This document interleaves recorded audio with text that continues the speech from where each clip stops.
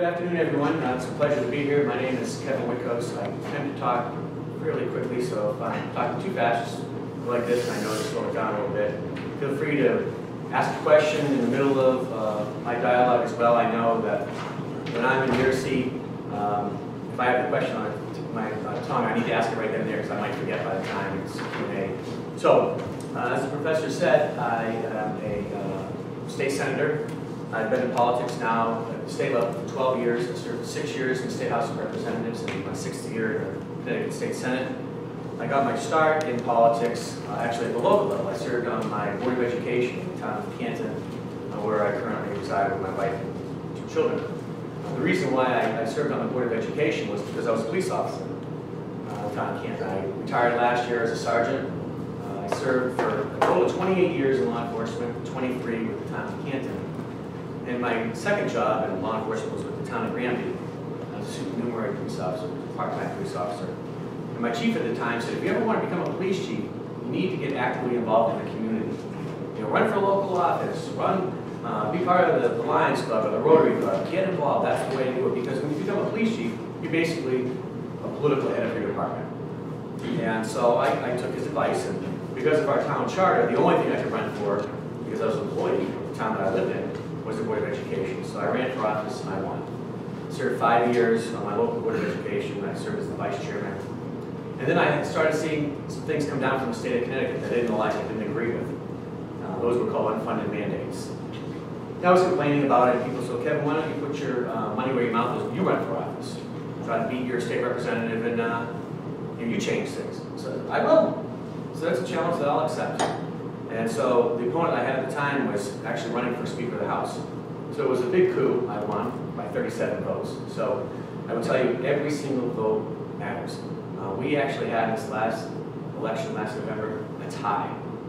It was a tie. They had to have a revote. So if you're not registered to vote, I urge you to please go out and register to vote because your vote certainly does matter. And then you look at how your representatives and senators are voting. If they're not voting the way you would want them to vote, don't return them back to office. I tell that to my constituents all the time. I represent 11 communities as a state senator. Avon, Barkhamsted, Canton, Colbrook, Granby, Hartland, Harwinton, New Hartford, Norfolk, Simsbury, and Torrington. So those are the communities that I represent.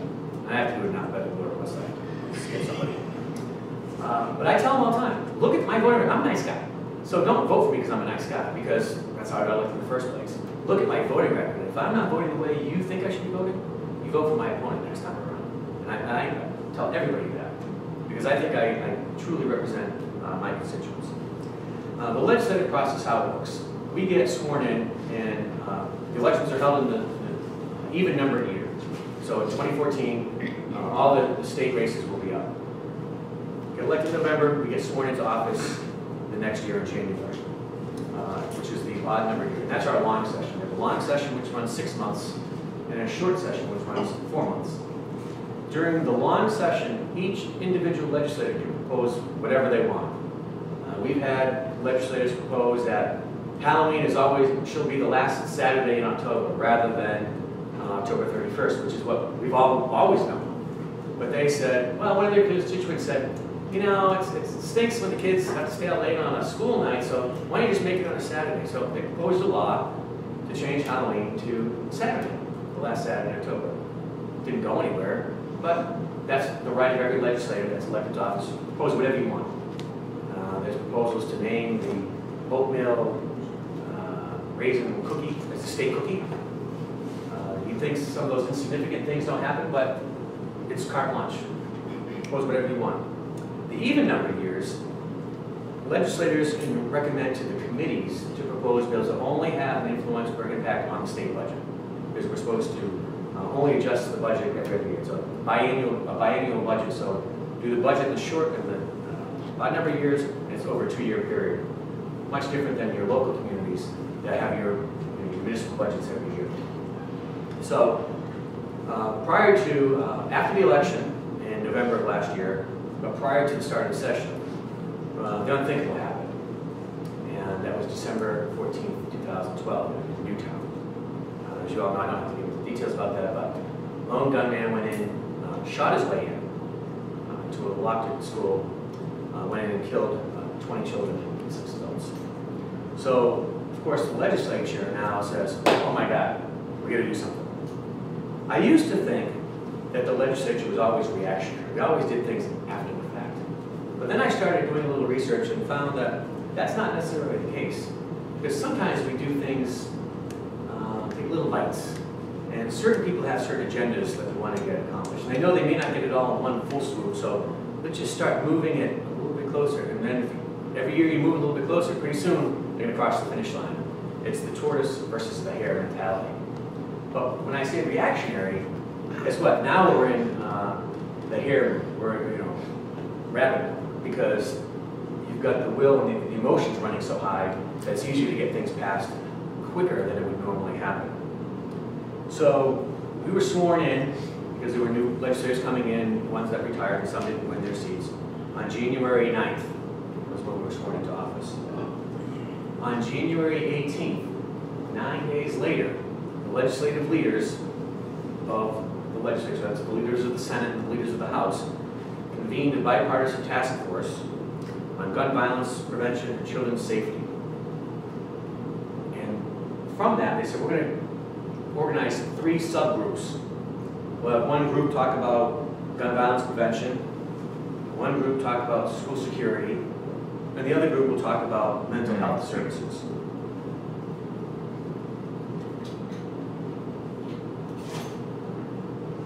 Three days later, they announced the memberships of those committees.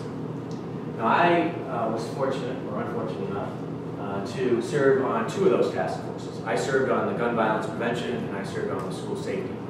Maybe because of my background being former Board of Ed, serving on the Education Committee previously in the General Assembly, and my background in law enforcement, I thought I might be a good fit for both of those. So I served on 2 committees. I was the only legislator that was appointed to 2 committees. So it was an honor to do that, but it was a lot of work. This is something we had never experienced before in the history of the state of Connecticut, forming a task force that's going to talk about creating legislation. And the guidelines that we were told was, let's get together, there's no right or wrong answer, and let's come up with ideas. Maybe we can reach consensus on a lot of different things. And those things we should pass quickly. And then the things that we're going to have debate on, we'll save that for a little bit later. Newtown consumed almost the entire legislature. That's all we did the first few months of the legislature. We're governed by our state statutes as to when we adjourn. So on January 25th, 10 days after the creation of the task force, the School Safety Committee held their meeting. Over 200 people submitted testimony. Experts came in and talked about what schools could do to protect the students within the schools. And those things ranged from different types of landscaping, entrances to the schools, video cameras, creating vestibules in between your main door and another door so you could lock somebody inside that if you had to, putting bulletproof glass, not in every window, because financially, no, you couldn't afford that. To making sure that there were teachers that entered the hallways first at changing of classrooms, doing less changes in classrooms, what to do in case of fire drills, because, someone pulls a fire alarm, everybody enters the school, what happens if there was a shooter out in the woods? On January 28th, the gun violence safety folks had their hearing. Over 2,000 people came to the Capitol and submitted testimony. Now, that hearing went until, I think, 3 o'clock in the morning. It was a long, long day. And I will tell you that I was there, I didn't stay until 3 o'clock in the morning, because by 10:30 at night when I left, it was very clear to me the testimony of the people that came to the Capitol and testified what they wanted their state legislature to do. And I'm going to go into that in just a moment. And lastly, on January 29th, the Mental Health Committee had their public hearing, and 400 individuals came and submitted testimony. So, as you can tell by the number of people that came to Hartford, they came from all corners of the state. This was a very hot topic in the state. Most of the folks that I spoke with kept putting mental health at the top of the issues that have been dealt with, and saying Adam Lanza was a crazy kid. That's the focus of the legislature. That's where you should be putting your focuses on. Not gun control and do some school safety. Then on January 30th, the entire task force met in Newtown. And they had a hearing there, and they let Newtown residents speak before the entire committee. And then from there, we had experts in all the different committees. So on the gun violence and prevention task force, we had the Department of, basically the state police came in. We had all the gun manufacturers come in. The NRA came in. Connecticut Citizens Defense League came in. Connecticut Sports Shooting Foundation came in.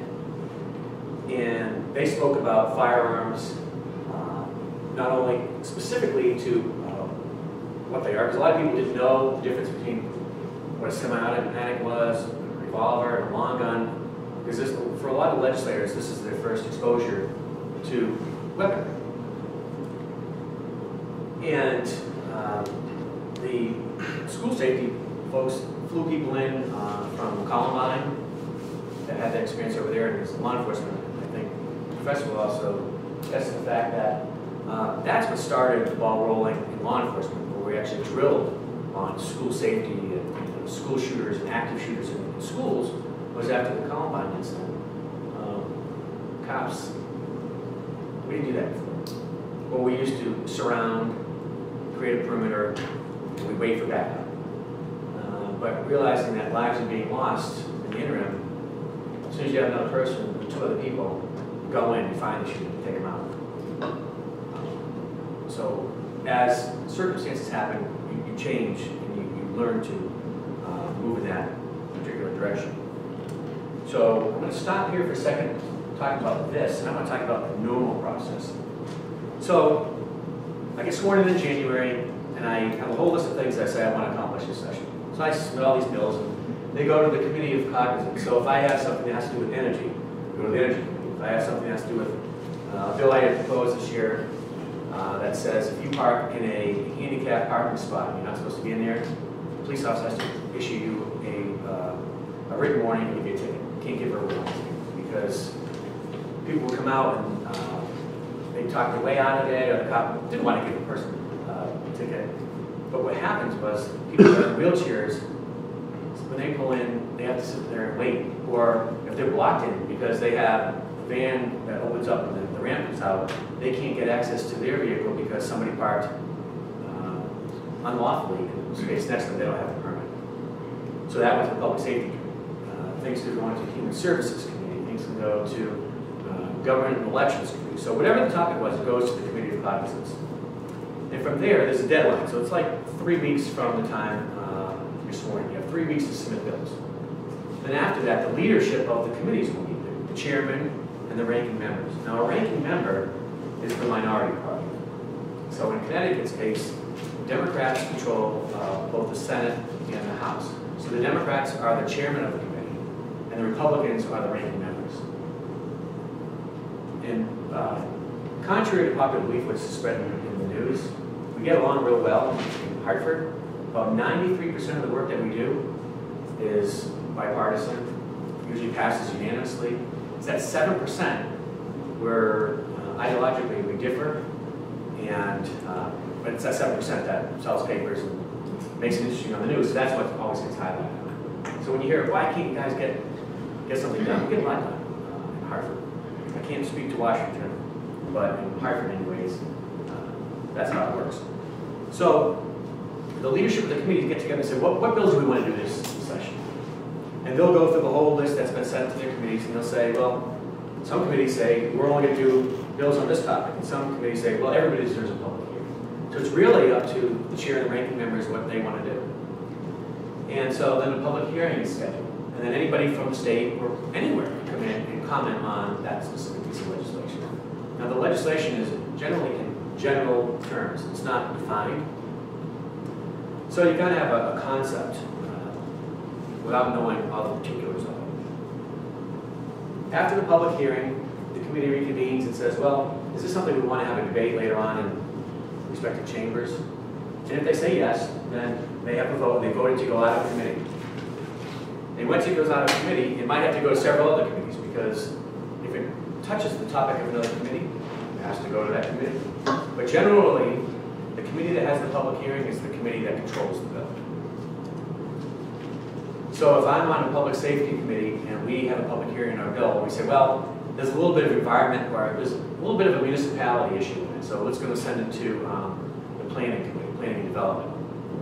Well, planning and development can't say, oh, we're going to kill that bill because we don't like it. They really should say, you know, we'll pass it through, we have concerns, they might offer some changes, but it's usually controlled by the committee that holds the public hearing. Because they're the ones that have had all the testimony. And I will tell you, on average during the odd number year, we have over 4,000 bills that are generally submitted for requests for public hearings. On average, about 300 bills become law every year. So you can see the difference between submission versus laws. So it goes through the public hearing phase, passes out of that, and then ultimately it has to go through both chambers of the legislature. We're a bicameral legislature, which means bills have to go through both chambers. And one unique thing about Connecticut is that we serve on a bicameral, which means together, two together, public hearing process, or committee process. So in Congress, they have their own committees, and then if it passes out, then it has to go down to the House, and then they have to do the whole thing all over again. Where in Connecticut, we have senators and representatives serving on the same committees, so we don't have to do that. We're a little bit more efficient in that respect. So it gets voted on in the Senate, it passes in the Senate, it goes to the House.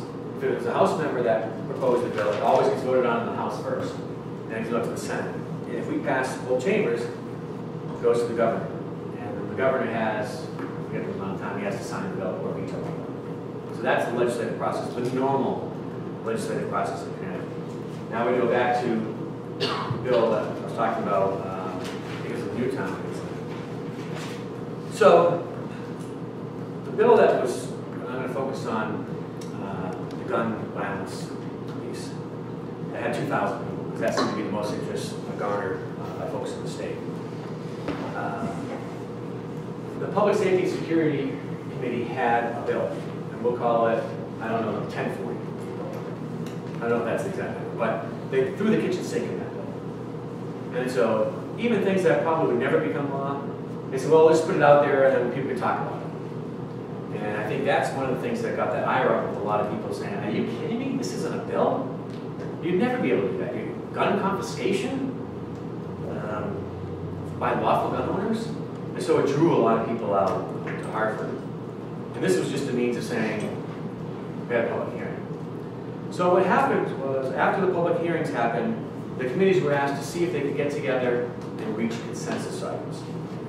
Now I served on that committee, the gun violence prevention, and we came up with, I'm a Republican, we came up from a few items that we thought we could reach consensus on, which we would immediately sign on, we'd have unanimous support from our caucus. And the caucus is your party's affiliation within your group. So I remember the Senate Republican caucus, and they had the Democrats have the Democratic Senate caucus. So we thought safe storage was something we could agree with. That firearm is kept securely, locked in a box or other secure container. The firearm is either carried on the person to whom the firearm belongs to, or is within close proximity. They can easily retrieve it. Because we looked at what happened with the Lanza household. Guns were locked, but he had access to them. He had the combination. So it doesn't do you any good if somebody else that really has no mental illness can get into the cabinet. We felt we could agree with no early release for gun crimes. If you committed a crime with a gun, you do it in time. We thought that there should be a gun felony registry. If you commit a crime with a gun, you go on a registry. It's only available for law enforcement. We didn't believe that should be out there in the general public. But we wanted your name to be on a list, and your name would be on a list for 5 years. Right now, in Connecticut, when you apply for a gun permit, well, we changed the laws, but prior to this law, you could either put down your address of your residence or your address of your work. But what happens is if you worked in halfway across the state, some people will travel 45 minutes in a car to go to work. When they do a background check with the local PD, they may not know who you are. We never had any issues with them, so, you know, they're not on any file on our local stuff. But yet, you get your permit in the town that you reside in. And so we changed the law. We took out, you can apply for where you get it at work. You have to get it in the town you live in. We agree with universal background checks. We just think that's not an innovation, and basically you have to do it for a lot of other things. We thought it would be okay to require ID to purchase the ammunition. And we heard about that, and we felt we could go along with that because the inner city, the urban folk legislators say, you know what, people buy guns on the streets real easy. $100 to get a 9 or 40, but it's tough to get the ammunition. So we said, well, maybe we can help control some of the shootings in our inner cities by requiring an ID for ammunition. That might be a good thing. If we starting to see trends of girlfriends or moms or siblings that are buying the ammunition all the time, well then why is this person, if they don't hold a pistol permit, why are they buying all this ammunition? So then it would be a lead for law enforcement to follow up. We thought some of these safeguards should extend to internet sales. We had a hard time, but we agreed to increase the age to 21 to buy long guns, certain long guns. We thought there should be a public member on the firearms examination board. Lastly, we should have a stricter psychiatric look back on folks that have been not only involuntarily placed in a mental hospital or a mental ward, but voluntarily placed. Sometimes, you know, you can see on the most recent thing that's happening in Washington, D.C. Yes, sir. Kevin, excuse me, the board already had 3 public members on it. What? Firearms, the board already had 3 public members on it. Yeah, we want to take one of those off and put a mental health professional on the board. That's putting somebody from the courts and somebody from mental health. right. That's what we had proposed in our, didn't come out that way, but that's what we had agreed to as our consensus item. We thought we should go back and look at those things. We met and didn't quite happen that way because there were some folks that felt that it wasn't enough. These proposals didn't go far enough. So what happened from there,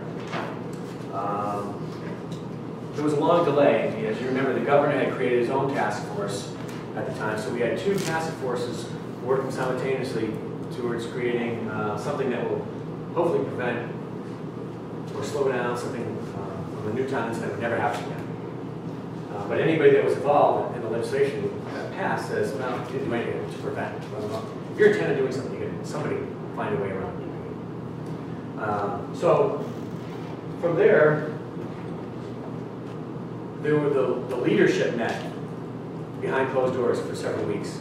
And I felt I didn't have enough for my constituents. So I held my own gun hearing in the town of Canton at the high school, and I sent out a notice to the district that people were interested in coming. And I had over 200 people come to just my own public hearing. They offered a lot of different perspectives, a lot of different things. And then going out and talking to people, the most common asked question I was asked is, where are you on the Second Amendment? What do you mean, where am I on the Second Amendment? What does that mean? Well, I will tell you that the Second Amendment right, according to the courts, is not absolute. So a wide range of gun control laws remain presumptively lawful according to the court. I'm going to get into what I mean by that in just a minute. So the leaders decided, they negotiated behind closed doors as a member of the Senate. Actually, I'm the 3rd pecking order of leadership. It was just the top 2 guys, so I wasn't even allowed to participate in that. My title in Harvard is I'm the Deputy Minority Leader Pro Tempore. And I wasn't invited to participate in the leadership meetings. But they announced they had a deal. And so then we came into our caucuses and our leaders explained the bill to us. So we argued we need to have a public hearing on this bill to give people the opportunity to come in and testify, because once the language is drafted, then we'll know what's going to become law. And they said, well, we'll see what we can do. And ultimately, that wasn't the case, because, I'll give you the date, on April 3rd, Emergency Certified Bill 1160 appeared before us. Senate Bill 1160 was an emergency certification. And what emergency certification means is it can bypass everything and go directly to the floor for a vote. Now, people said that it was unlawful, and I will say this to that. It was unlawful to a certain extent, in that the paperwork wasn't filled out correctly. Because I believe that the process that we have in place wouldn't allow for a venue of what working groups did to get it to the floor. Because we're not a recognized committee. So the only way the task force and the subgroups could get it to the floor for vote was to emergency certify it. Had they meaning the leaders, offered another public hearing on the bill, I think that would have made people happy, but it would have taken away some of the angst that they had on the process. So there was never a public hearing on the bill, which actually became law. And what did I do to prepare for Senate Bill 1160? We had it a couple of days beforehand, and we went over a lot of different things. I felt that a lot of the things that were in that bill had to do with cosmetics. I spoke about that on the floor. That when you're changing certain things on a gun, it doesn't change the firepower or the caliber. It basically changes the cosmetics. It doesn't make you shoot any better. I argued how somebody could go get up in the morning and they put makeup on. They look totally different, but it's still the same person inside. So basically, that's what we're addressing here. And this bill doesn't do anything. And secondly, I looked for most of my constituents, as I said earlier, I was going to come back to this, is where are you on the Second Amendment? So I knew that firearms ownership is protected under the Second Amendment. So I wanted to look for the most recent case I could find that decided that. And that was Heller versus DC. Do you all know what the Heller case is about? I'll tell you very briefly if you don't.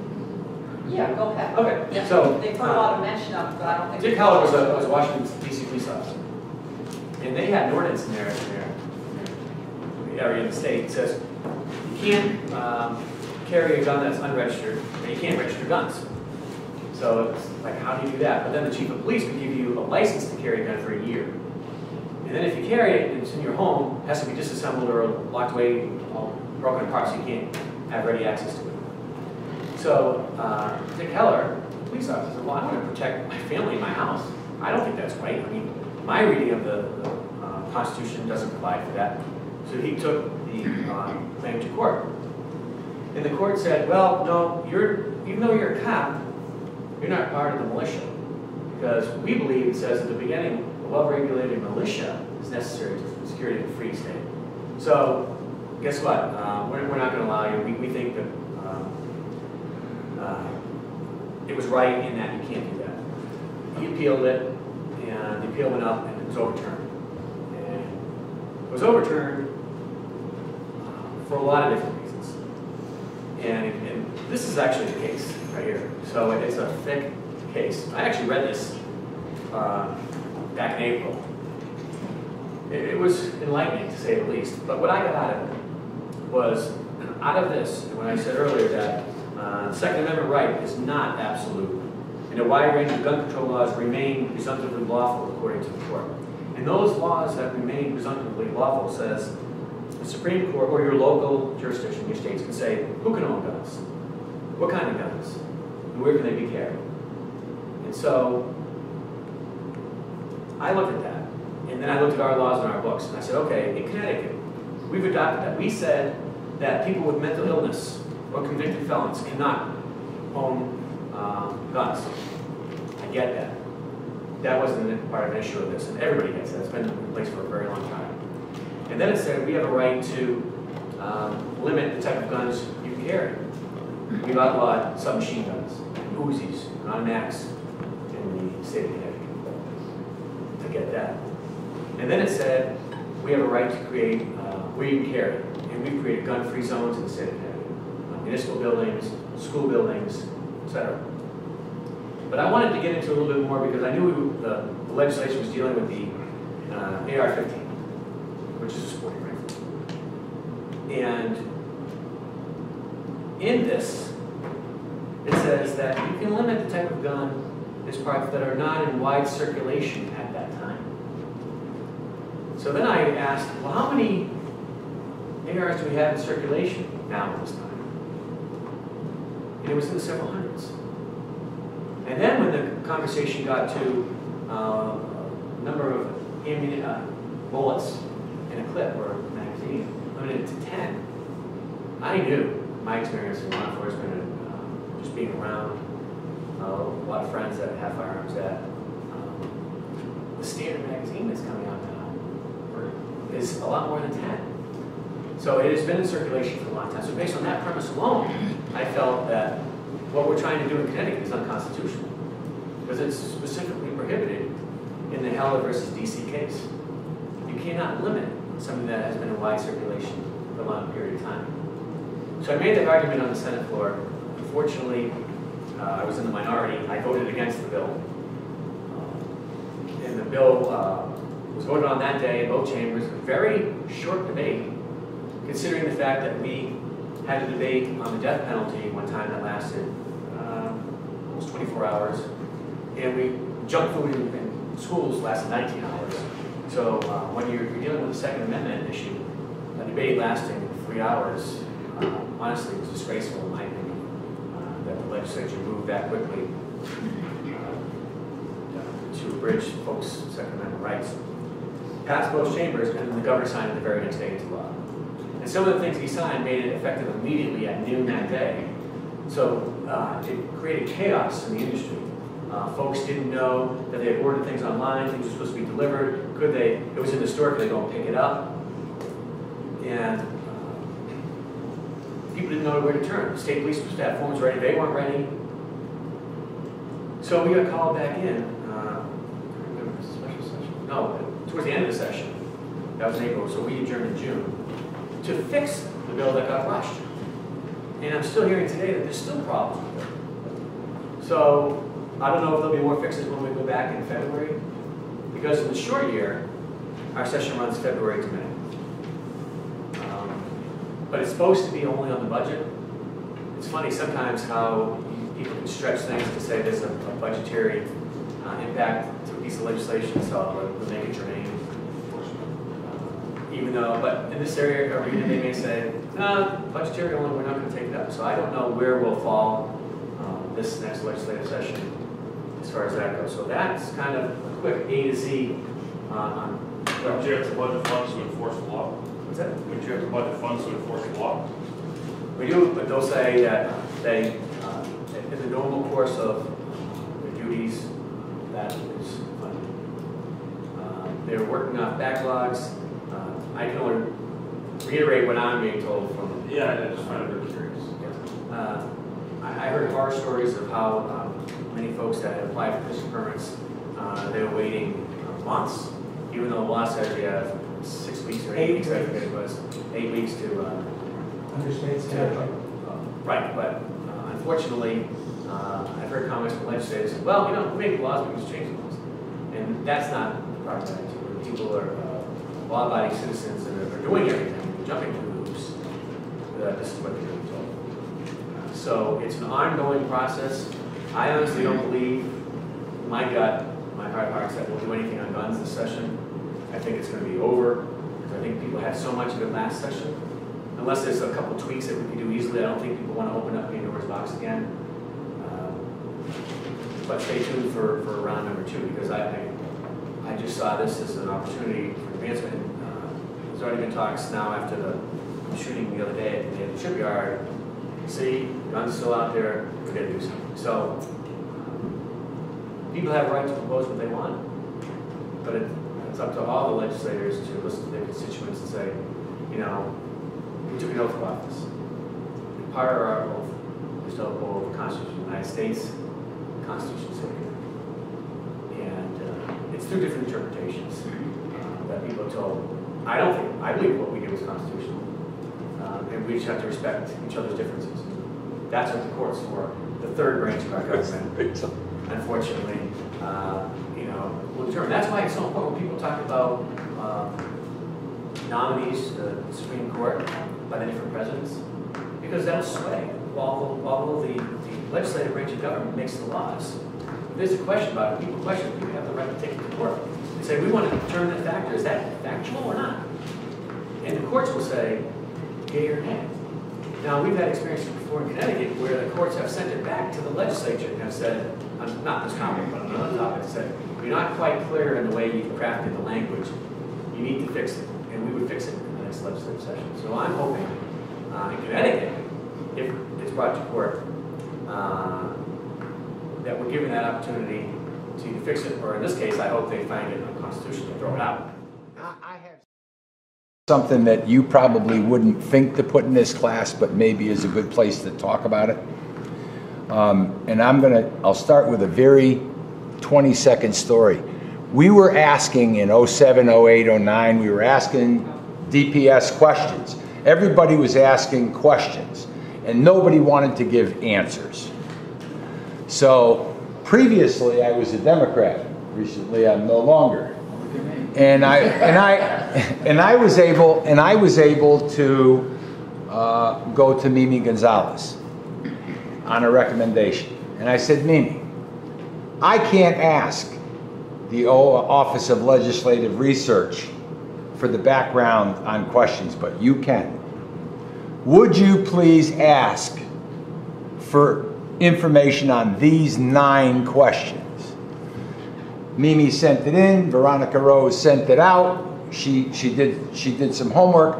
So I think that what the students need to know is that in life, if they have a problem with understanding legislation, how does it work, what does it do, they can call up a state senator. They can call up a state rep.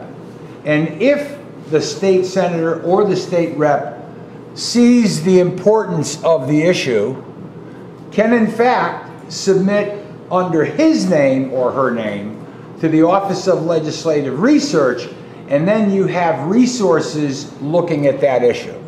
And I think that as younger people, they need to understand that step that could be involved, because that's where your constituent comes to you and says, Kevin, I got a problem.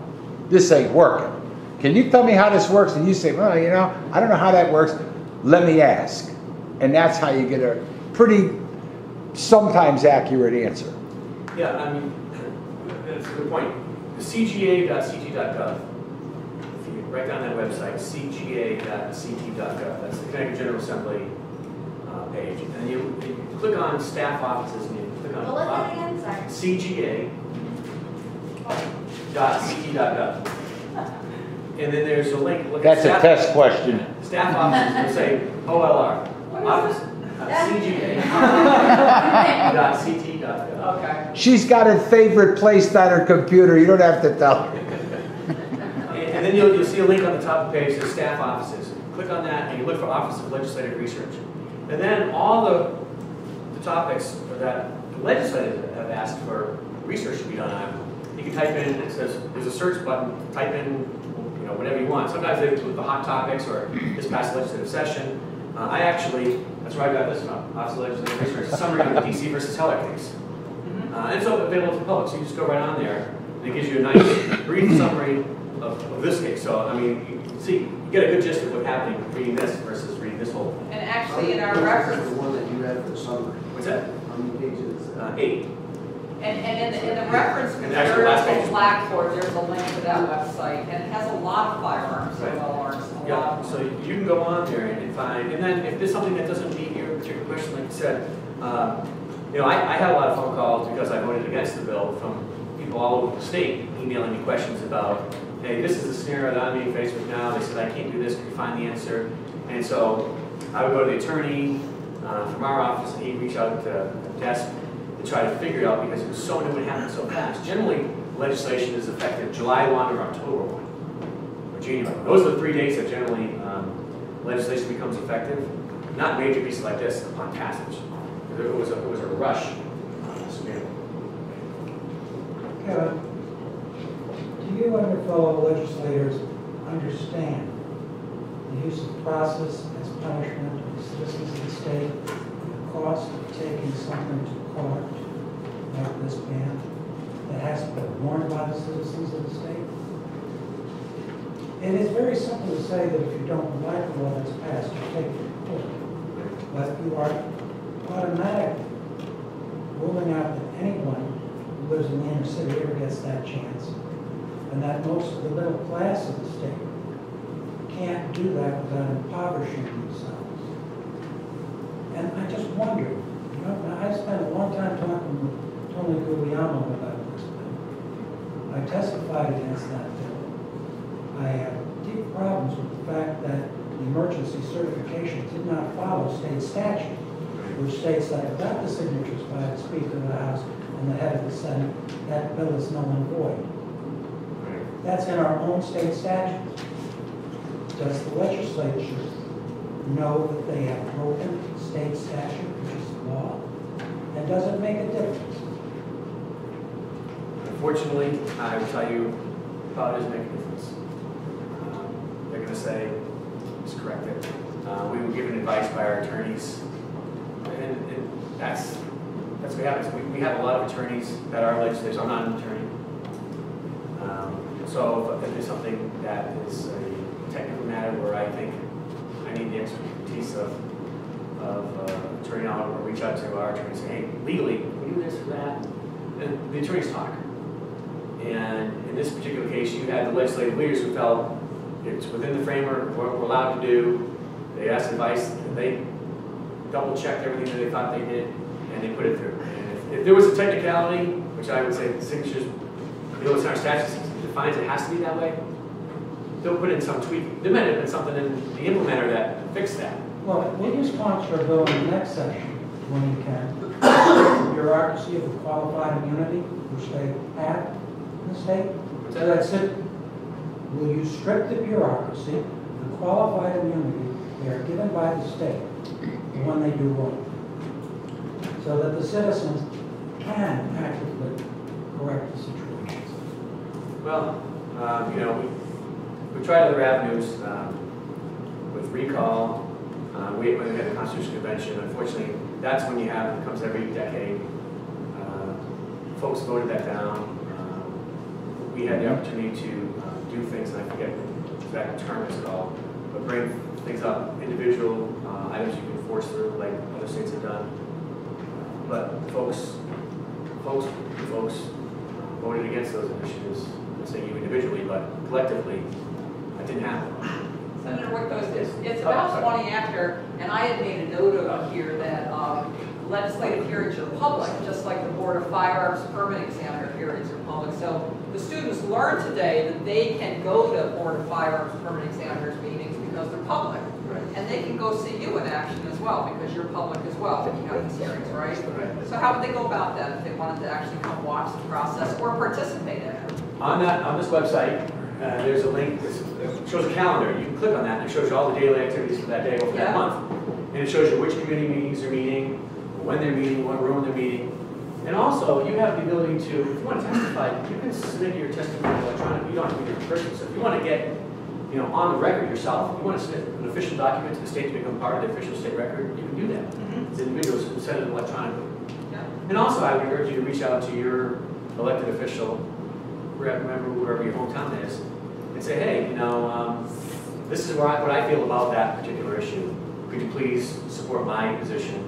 Or ask he or she, what is your position?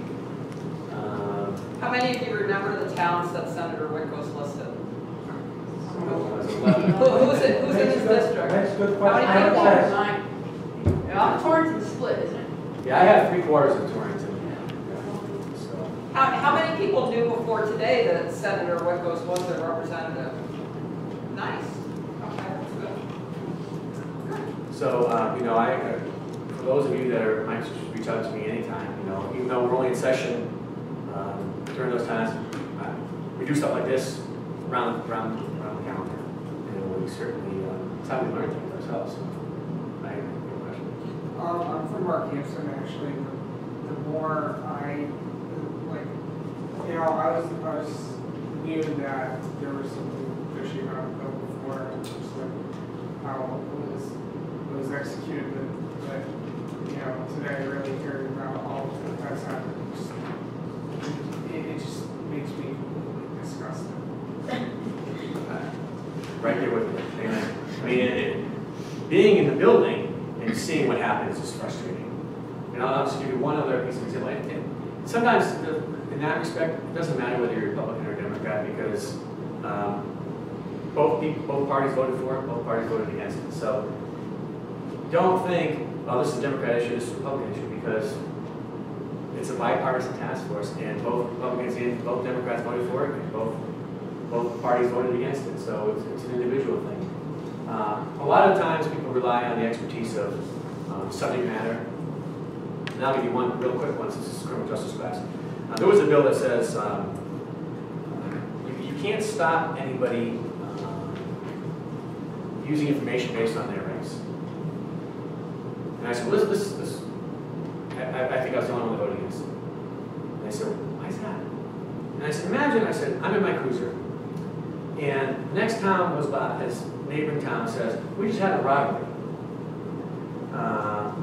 in our town, and there's a car going by, and you know, there's a Asian female driving, an African American male on the passenger seat. And that's all the information we have. It's a gray car. So I happen to sit there and I see a gray car go by, and those two people fit in the car. Now I can't stop that car based on the law that they passed, because I can't use that information that they just gave to me over the radio to stop the car. I've got to go pull out behind the car and find a reason now.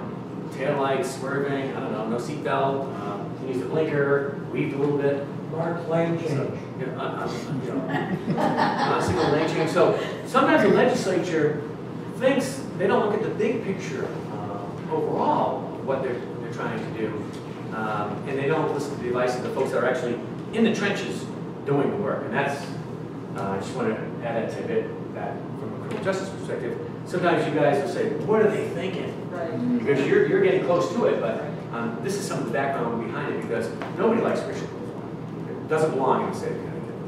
But don't limit a police officer's tools to get the job done, because that's what you did in this case.